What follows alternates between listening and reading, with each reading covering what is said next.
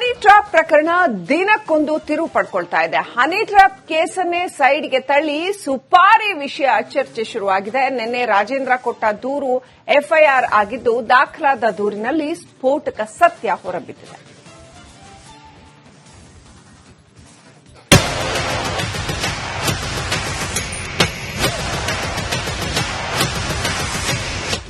ತಿರುವು ರಾಜಣ್ಣ ಸಿಡಿಸಿದ ಹನಿ bomb case ದಿನಕ್ಕೊಂದು ತಿರುವು ಪಡೆದುಕೊಳ್ತಿದೆ.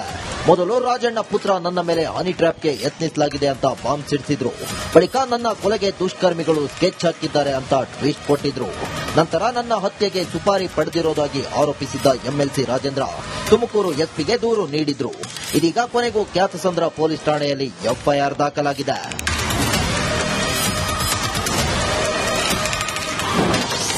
ರಾಜೇಂದ್ರ ಹತ್ಯೆಗೆ ಸುಪಾರಿ ಕೇಸ್ ತನಿಖೆ ಚುರುಕು. ಪ್ರಕರಣ ದಾಖಲಿಸಿಕೊಂಡ ಕ್ಯಾತಸಂದ್ರ ಪೊಲೀಸರು ಓರ್ವ ರೌಡಿ ಶೀಟರ್ ಸೇರಿ 5 ವಿರುದ್ಧ ಎಫ್ಐಆರ್ ದಾಖಲಿಸಿದ್ದಾರೆ. ಸೋಮು, ಭರತ್, ಅಮಿತ್, ಗುಂಡಾ, ಯತೀಶ್ ವಿರುದ್ಧ ಎಫ್ಐಆರ್ ಜಡಿದಿದ್ದಾರೆ. ತನಿಖೆಗೆ ಮಧುಗಿರಿ ಡಿವೈಎಸ್ಪಿ ಮಂಜುನಾಥ್ ನೇತೃತ್ವದಲ್ಲಿ ತಂಡ ರಚಿಸಿದ್ದಾರೆ. ಆಡಿಯೋದಲ್ಲಿದ್ದ ಸುಪಾರಿಯ ಸ್ಫೋಟಕ ಮಾಹಿತಿ. ಎಸ್ಪಿಗೆ ದೂರು ನೀಡಿರೋ ಎಂಎಲ್ಸಿ ರಾಜೇಂದ್ರ ತಮ್ಮ ಬಳಿ ಆಡಿಯೋ ಇರೋದಾಗಿ ಹೇಳಿದ್ದಾರೆ. ರಾಜೇಂದ್ರಗೆ ಸಿಕ್ಕಿರೋ ಸುಪಾರಿಗೆ ಸಂಬಂಧಿಸಿದ ಆಡಿಯೋದಲ್ಲಿ ಹತ್ಯೆಗೆ ಸಂಚು ರೂಪಿಸಿರುವ ಬಗ್ಗೆ ಸ್ಫೋಟಕ ಮಾಹಿತಿ ಇದೆಯಂತೆ. 5 ಸೇರಿ ಶಿರಾ ಗೇಟ್ನ ಶೆಡ್ ಒಂದರಲ್ಲಿ ರಾಜೇಂದ್ರ ಹತ್ಯೆಗೆ ಸ್ಕೆಚ್ ಹಾಕಿದ್ದಾರಂತೆ. ಇದಕ್ಕಾಗಿಯೇ ಹೊಸ ಕಾರು, ಅಕ್ರಮ ಶಸ್ತ್ರಾಸ್ತ್ರಗಳನ್ನು ಸಂಗ್ರಹಿಸಿಟ್ಟಿದ್ದಾರಂತೆ. ಒಟ್ಟು 70 ಲಕ್ಷಕ್ಕೆ ಡೀಲ್ ಪಡೆದು 5 ಲಕ್ಷ ಅಡ್ವಾನ್ಸ್ ಪಡೆದಿದ್ದಾರಂತೆ. ಸದ್ಯ ಎಫ್ಐಆರ್ ದಾಖಲಿಸಿಕೊಂಡಿರೋ ಪೊಲೀಸರು ರಾಜೇಂದ್ರ ನಿವಾಸ, ತುಮಕೂರು ನಗರದ ಪ್ರಮುಖ ರಸ್ತೆಗಳ ಸಿಸಿಟಿವಿಗಳ ಪರಿಶೀಲನೆಗೆ ಮುಂದಾಗಿದ್ದಾರೆ.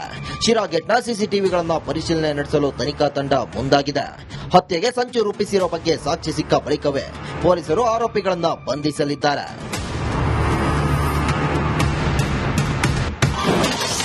ರಾಜಣ್ಣ ಹನಿ ಟ್ರ್ಯಾಪ್ ಬಾಂಬ್ಗೆ ಶ್ರೀನಿವಾಸ್ ಟಕ್ಕರ್.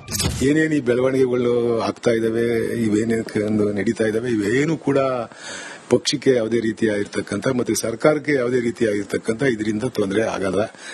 ಇದು ಕೆಲವರು ಸುಮ್ಮನೆ ಅವರ ಬಾಯಿ ಚಟಕ್ಕೋಸ್ಕರ ಮಾಡ್ಕೊಂತಕ್ಕಂಥ ಕೆಲಸಗಳಿಗೂ ಅಷ್ಟೇ. ಎಂಕ್ವೈರಿ ಕೊಟ್ಟಿದ್ದಾರೆ, ಎಂಕ್ವೈರಿ ಆಗುತ್ತೆ.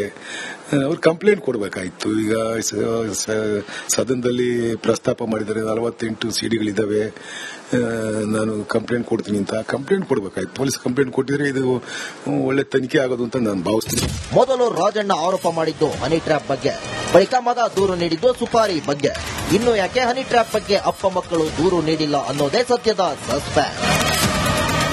ಜಗದೀಶ್, ರಿಪಬ್ಲಿಕ್ ಕನ್ನಡ, ತುಮಕೂರು.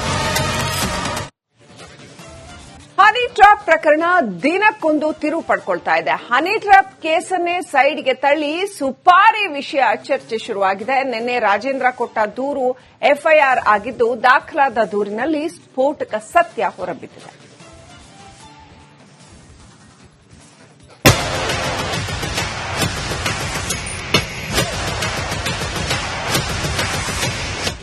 ತಿರುವು ರಾಜಣ್ಣ ಸಿಡಿಸಿದ ಹನಿ ಬಾಂಬ್ ಕೇಸ್ ದಿನಕ್ಕೊಂದು ತಿರುವು ಪಡೆದುಕೊಳ್ತಿದೆ.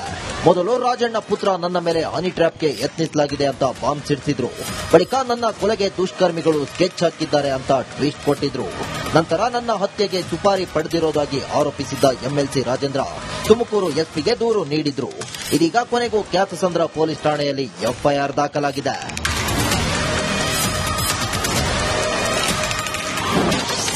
ರಾಜೇಂದ್ರ ಹತ್ಯೆಗೆ ಸುಪಾರಿ ಕೇಸ್ ತನಿಖೆ ಚುರುಕು. ಪ್ರಕರಣ ದಾಖಲಿಸಿಕೊಂಡ ಕ್ಯಾತಸಂದ್ರ ಪೊಲೀಸರು ಓರ್ವ ರೌಡಿ ಶೀಟರ್ ಸೇರಿ 5 ವಿರುದ್ಧ ಎಫ್ಐಆರ್ ದಾಖಲಿಸಿದ್ದಾರೆ. ಸೋಮು, ಭರತ್, ಅಮಿತ್, ಗುಂಡಾ, ಯತೀಶ್ ವಿರುದ್ಧ ಎಫ್ಐಆರ್ ಜಡಿದಿದ್ದಾರೆ.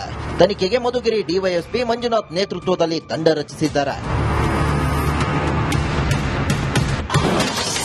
ಆಡಿಯೋದಲ್ಲಿದ್ದ ಸುಪಾರಿಯ ಸ್ಫೋಟಕ ಮಾಹಿತಿ. ಎಸ್ಪಿಗೆ ದೂರು ನೀಡಿರೋ ಎಂಎಲ್ಸಿ ರಾಜೇಂದ್ರ ತಮ್ಮ ಬಳಿ ಆಡಿಯೋ ಇರೋದಾಗಿ ಹೇಳಿದ್ದಾರೆ. ರಾಜೇಂದ್ರಗೆ ಸಿಕ್ಕಿರೋ ಸುಪಾರಿಗೆ ಸಂಬಂಧಿಸಿದ ಆಡಿಯೋದಲ್ಲಿ ಹತ್ಯೆಗೆ ಸಂಚು ರೂಪಿಸಿರುವ ಬಗ್ಗೆ ಸ್ಫೋಟಕ ಮಾಹಿತಿ ಇದೆಯಂತೆ. 5 ಸೇರಿ ಶಿರಾ ಗೇಟ್ನ ಶೆಡ್ ಒಂದರಲ್ಲಿ ರಾಜೇಂದ್ರ ಹತ್ಯೆಗೆ ಸ್ಕೆಚ್ ಹಾಕಿದ್ದಾರಂತೆ. ಇದಕ್ಕಾಗಿಯೇ ಹೊಸ ಕಾರು, ಅಕ್ರಮ ಶಸ್ತ್ರಾಸ್ತ್ರಗಳನ್ನು ಸಂಗ್ರಹಿಸಿಟ್ಟಿದ್ದಾರಂತೆ. ಒಟ್ಟು 70 ಲಕ್ಷಕ್ಕೆ ಡೀಲ್ ಪಡೆದು 5 ಲಕ್ಷ ಅಡ್ವಾನ್ಸ್ ಪಡೆದಿದ್ದಾರಂತೆ. ಸದ್ಯ ಎಫ್ಐಆರ್ ದಾಖಲಿಸಿಕೊಂಡಿರೋ ಪೊಲೀಸರು ರಾಜೇಂದ್ರ ನಿವಾಸ, ತುಮಕೂರು ನಗರದ ಪ್ರಮುಖ ರಸ್ತೆಗಳ ಸಿಸಿಟಿವಿಗಳ ಪರಿಶೀಲನೆಗೆ ಮುಂದಾಗಿದ್ದಾರೆ. ಶಿರಾ ಗೇಟ್ನ ಸಿಸಿಟಿವಿಗಳನ್ನು ಪರಿಶೀಲನೆ ನಡೆಸಲು ತನಿಖಾ ತಂಡ ಮುಂದಾಗಿದೆ. ಹತ್ಯೆಗೆ ಸಂಚು ರೂಪಿಸಿರೋ ಬಗ್ಗೆ ಸಾಕ್ಷಿ ಸಿಕ್ಕ ಬಳಿಕವೇ ಪೊಲೀಸರು ಆರೋಪಿಗಳನ್ನು ಬಂಧಿಸಲಿದ್ದಾರೆ.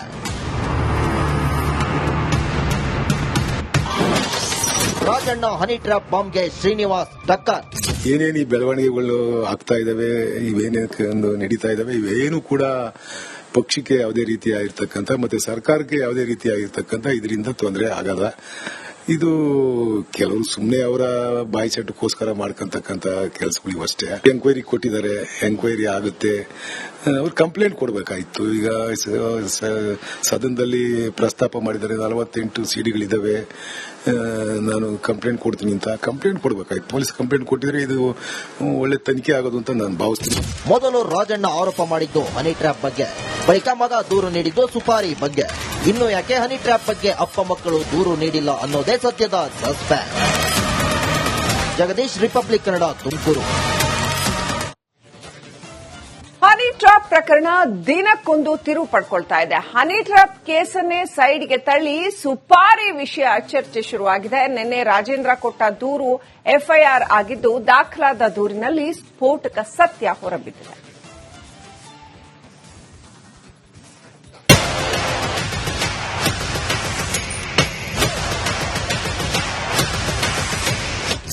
ತಿರುವು. ರಾಜಣ್ಣ ಸಿಡಿಸಿದ ಹನಿ ಬಾಂಬ್ ಕೇಸ್ ದಿನಕ್ಕೊಂದು ತಿರುವು ಪಡೆದುಕೊಳ್ತಿದೆ. ಮೊದಲು ರಾಜಣ್ಣ ಪುತ್ರ ನನ್ನ ಮೇಲೆ ಹನಿ ಟ್ರ್ಯಾಪ್ಗೆ ಯತ್ನಿಸಲಾಗಿದೆ ಅಂತ ಬಾಂಬ್ ಸಿಡಿಸಿದ್ರು. ಬಳಿಕ ನನ್ನ ಕೊಲೆಗೆ ದುಷ್ಕರ್ಮಿಗಳು ಸ್ಕೆಚ್ ಹಾಕಿದ್ದಾರೆ ಅಂತ ಟ್ವೀಟ್ ಕೊಟ್ಟಿದ್ರು. ನಂತರ ನನ್ನ ಹತ್ಯೆಗೆ ಸುಪಾರಿ ಪಡೆದಿರೋದಾಗಿ ಆರೋಪಿಸಿದ್ದ ಎಂಎಲ್ಸಿ ರಾಜೇಂದ್ರ ತುಮಕೂರು ಎಸ್ಪಿಗೆ ದೂರು ನೀಡಿದ್ರು. ಇದೀಗ ಕೊನೆಗೂ ಖ್ಯಾತಸಂದ್ರ ಪೊಲೀಸ್ ಠಾಣೆಯಲ್ಲಿ ಎಫ್ಐಆರ್ ದಾಖಲಾಗಿದೆ.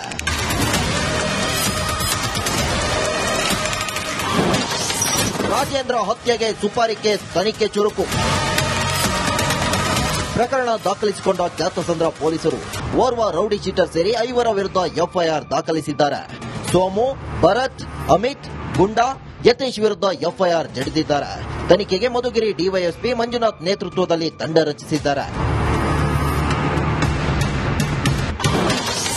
ಆಡಿಯೋದಲ್ಲಿದ್ದ ಸುಪಾರಿಯ ಸ್ಫೋಟಕ ಮಾಹಿತಿ.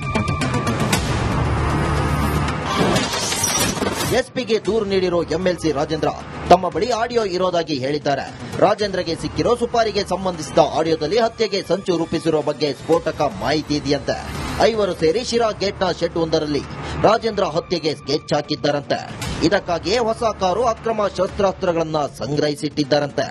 ಒಟ್ಟು 70 ಲಕ್ಷಕ್ಕೆ ಡೀಲ್ ಪಡೆದು 5 ಲಕ್ಷ ಅಡ್ವಾನ್ಸ್ ಪಡೆದಿದ್ದಾರಂತೆ. ಸದ್ಯ ಎಫ್ಐಆರ್ ದಾಖಲಿಸಿಕೊಂಡಿರೋ ಪೊಲೀಸರು ರಾಜೇಂದ್ರ ನಿವಾಸ, ತುಮಕೂರು ನಗರದ ಪ್ರಮುಖ ರಸ್ತೆಗಳ ಸಿಸಿಟಿವಿಗಳ ಪರಿಶೀಲನೆಗೆ ಮುಂದಾಗಿದ್ದಾರೆ. ಶಿರಾ ಗೇಟ್ನ ಸಿಸಿಟಿವಿಗಳನ್ನು ಪರಿಶೀಲನೆ ನಡೆಸಲು ತನಿಖಾ ತಂಡ ಮುಂದಾಗಿದೆ. ಹತ್ಯೆಗೆ ಸಂಚು ರೂಪಿಸಿರೋ ಬಗ್ಗೆ ಸಾಕ್ಷಿ ಸಿಕ್ಕ ಬಳಿಕವೇ ಪೊಲೀಸರು ಆರೋಪಿಗಳನ್ನು ಬಂಧಿಸಲಿದ್ದಾರೆ.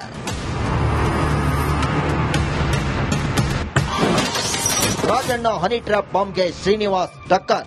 ಏನೇನು ಈ ಬೆಳವಣಿಗೆಗಳು ಆಗ್ತಾ ಇದಾವೆ, ಇವೇನಕ್ಕೆ ನಡೀತಾ ಇದಾವೆ, ಇವೇನು ಕೂಡ ಪಕ್ಷಕ್ಕೆ ಯಾವುದೇ ರೀತಿಯಾಗಿರ್ತಕ್ಕಂಥ ಮತ್ತೆ ಸರ್ಕಾರಕ್ಕೆ ಯಾವುದೇ ರೀತಿಯಾಗಿರ್ತಕ್ಕಂಥ ಇದರಿಂದ ತೊಂದರೆ ಆಗಲ್ಲ. ಇದು ಕೆಲವರು ಸುಮ್ಮನೆ ಅವರ ಬಾಯಿ ಚಟಕ್ಕೋಸ್ಕರ ಮಾಡ್ಕೊಂತಕ್ಕಂಥ ಕೆಲಸಗಳಿಗೂ ಅಷ್ಟೇ. ಎಂಕ್ವೈರಿ ಕೊಟ್ಟಿದ್ದಾರೆ, ಎಂಕ್ವೈರಿ ಆಗುತ್ತೆ, ಅವ್ರು ಕಂಪ್ಲೇಂಟ್ ಕೊಡಬೇಕಾಯ್ತು. ಈಗ ಸದನದಲ್ಲಿ ಪ್ರಸ್ತಾಪ ಮಾಡಿದ್ದಾರೆ, 48 ಸಿಡಿಗಳಿದ್ದಾವೆ, ನಾನು ಕಂಪ್ಲೇಂಟ್ ಕೊಡ್ತೀನಿ ಅಂತ ಕಂಪ್ಲೇಂಟ್ ಕೊಡಬೇಕಾಯ್ತು. ಪೊಲೀಸ್ ಕಂಪ್ಲೇಂಟ್ ಕೊಟ್ಟಿದ್ರೆ ಇದು ಒಳ್ಳೆ ತನಿಖೆ ಆಗೋದು ಅಂತ ನಾನು ಭಾವಿಸ್ತೀನಿ. ಮೊದಲು ರಾಜಣ್ಣ ಆರೋಪ ಮಾಡಿದ್ದು ಹನಿ ಟ್ರ್ಯಾಪ್ ಬಗ್ಗೆ, ಬಳಿಕ ಮಗ ದೂರು ನೀಡಿದ್ದು ಸುಪಾರಿ ಬಗ್ಗೆ. ಇನ್ನು ಯಾಕೆ ಹನಿ ಟ್ರ್ಯಾಪ್ ಬಗ್ಗೆ ಅಪ್ಪ ಮಕ್ಕಳು ದೂರು ನೀಡಿಲ್ಲ ಅನ್ನೋದೇ ಸದ್ಯದ ಸಸ್ಪೆನ್ಸ್. ಜಗದೀಶ್, ರಿಪಬ್ಲಿಕ್ ಕನ್ನಡ, ತುಮಕೂರು.